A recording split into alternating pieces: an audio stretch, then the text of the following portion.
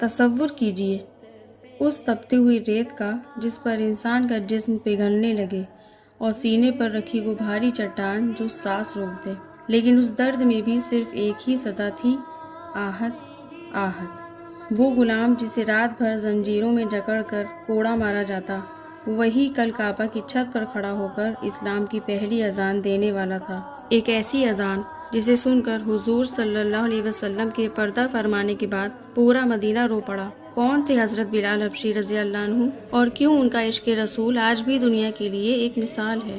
چلیے دیکھتے ہیں غلامی کے اندھیرے سے جنت کی خوشبو تک کا سفر۔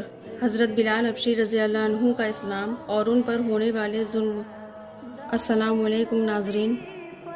حضرت بلال حبشی رضی اللہ عنہ مشہور صحابی ہیں جو مسجد نبوی کے ہمیشہ مؤذن رہے۔ شروع میں ایک کافر کے غلام تھے، اسلام لے آئے جس کی وجہ سے طرح طرح کی تکلیفیں دی جاتی تھیں۔ امیہ بن خلف جو مسلمانوں کا سخت دشمن تھا، ان کو سخت گرمی میں دوپہر کے وقت تپتی ہوئی ریت پر سیدھا لٹا کر ان کے سینے پر پتھر کی بڑی چٹان رکھ دیتا تاکہ وہ حرکت نہ کر سکیں، اور کہتا تھا کہ یا اس حال میں مر جائیں اور زندگی چاہیے تو اسلام سے ہٹ جائیں، مگر وہ اس حالت میں بھی آہت آہت کہتے تھے، یعنی معبود ایک ہی ہے، معبود ایک ہی ہے۔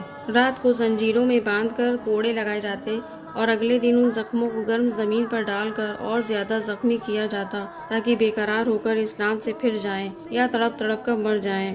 عذاب دینے والے اکتا جاتے، کبھی ابو جہل کا نمبر آتا، کبھی امیہ بن خلف کا، کبھی اوروں کا، اور ہر شخص اس کی کوشش کرتا کہ تکلیف دینے میں زور ختم کر دیں۔ حضرت ابو بکر صدیق رضی اللہ عنہ نے اس حالت میں دیکھا تو ان کو خرید کر آزاد فرمایا، کیونکہ عرب کے بت پرست اپنے بتوں کو بھی معبود کہتے تھے، اس لیے ان کے مقابلے میں اسلام کی تعلیم توحید کی تھی، جس کی وجہ سے حضرت بلال رضی اللہ عنہ کی زبان پر ایک ہی ایک کا ورد تھا۔